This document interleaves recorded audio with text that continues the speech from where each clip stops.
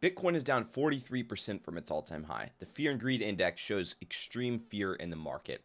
And in addition to that, retail is exiting while smart money is positioning themselves to not only earn yield right now in their portfolios, but acquire more assets so when the market does rise in price in the next year or so, they see exponential returns on their capital. Now, here's the thing. The reason why retail typically loses in these markets is because whenever there's fear in the market, they run, they sell.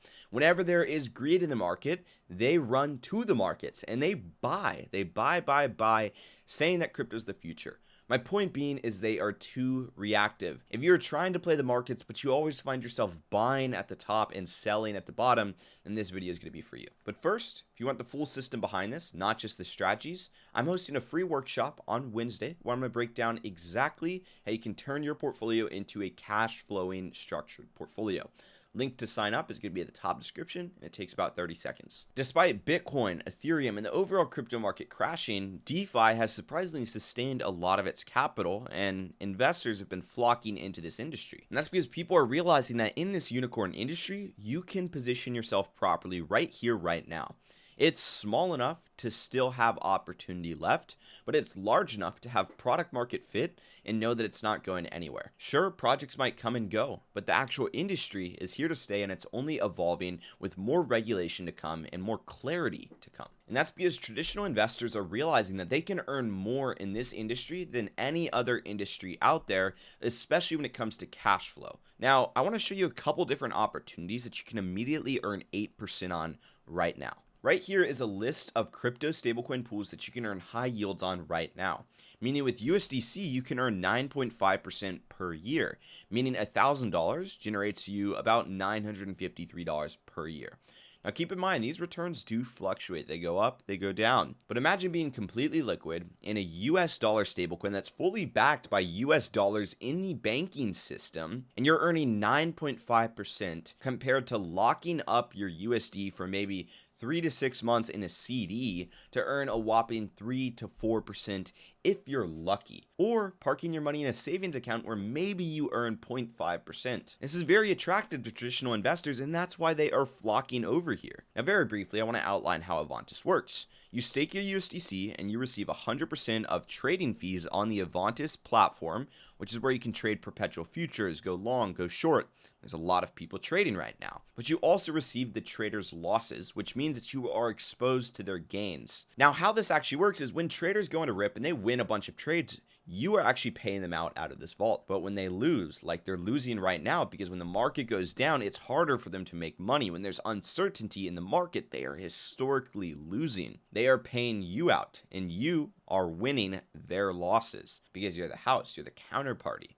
And you're also getting all of the fees that they pay along the way. Now, not only are there stablecoin opportunities in this market, you can actually earn on your crypto assets, meaning if you have Ethereum and you have Bitcoin, you can park them together in a liquidity pool. I mean, right now, pairing wrap Bitcoin as well as Ethereum together in a liquidity pool over on Uniswap, where there is a current amount invested of $49 million, with $7,000 being produced every single day in fees alone, an average daily volume totaling $2.4 million, you can earn 40% per year. So if you're popping in here and you're parking, say, 100 grand, you're generating $40,000 a year in cash flow and income that you can use for a various amount of different things. Number one, you can create a flywheel like we talk about on this channel a lot. So if you're new here, make sure to subscribe. You can start to park that income in other asset classes like real estate, stocks, put in your retirement account. You can go and spend it if you wish to do that, if that's responsible in your opinion, right? You can use it however you wish because that is pure income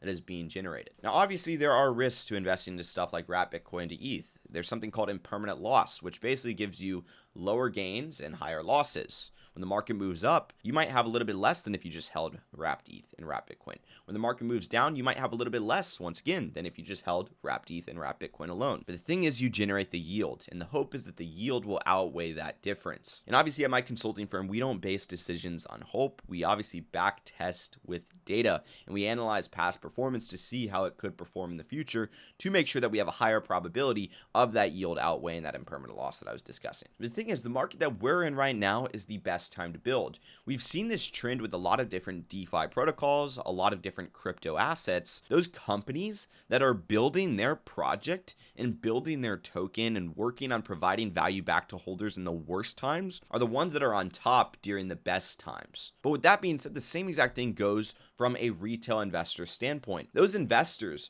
that are analyzing the markets and building their portfolio and injecting capital during the worst times and strategically compounding their assets and seeing how they can make this work for them as opposed to running away like most investors do or putting it on pause for a year or 2 years until prices go back up. Those are the investors that will do well at the very top of the markets and actually be able to take profits and extract cash flow. One thing I think that a lot of crypto investors are suffering from is confirmation bias. Now, one of my client success managers at my consulting firm put out an entire post with a ton of different biases here and how they actually affect and sabotage investors. But I want to take just a second to look at the confirmation bias. You see, a lot of crypto investors will selectively absorb information that supports their positions and filter out any noise that actually threatens it. This often looks like living inside a single bull case. You have a telescope where you're only looking at the good news, but you're not looking at any of the bad news, like emissions spiking, the team change incentives, falling TVL, and many other red flags. You're just looking at, oh, revenue's up, oh, good news, oh, they released this.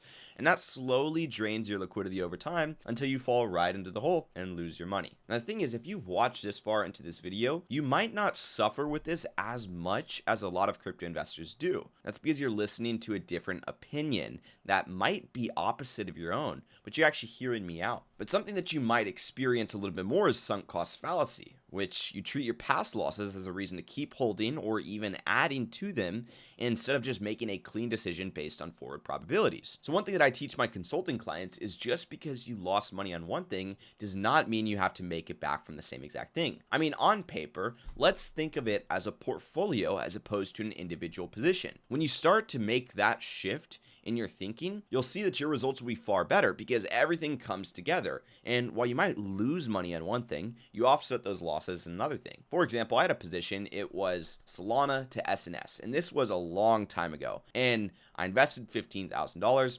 I had lost about $7,500 because the market had just completely tanked. SNS had fell a ton over 2-3 weeks. Well, rather than holding SNS to Solana out, the exact strategy that was losing me money and trying to generate yield off of it or something like that, because it was doing a high yield, I cut the position. To date, that position would be worth less than $1,000, right? But I cut that position and I parked into something that had a lot better of a probability of going back up, a lot better of an outlook that was based on data and not emotions. And of course, I made my $7,500 back plus some when I entered into a different position. It didn't happen immediately. It took time, but it happened. Now, on paper, when we look at it, that was a net zero. In other words, I didn't even lose any money because I lost it on one thing and I made it back from another thing. I treated it as a portfolio as opposed to individual positions. Anyways, if you guys want me to dive a little bit deeper into cognitive biases, make sure to show up to the workshop that I am hosting in a couple of days. It's called the Crypto Activation Workshop, where I'm going to show you exactly how you can stop treating it like individual positions that are scattered, speculative bets, and start treating your portfolio like a portfolio that has a structured yield engine in place to strategically compound your capital. If you enjoyed today's video, drop a like, subscribe, notifications turned on, and I'll see you guys in the next one. Peace out.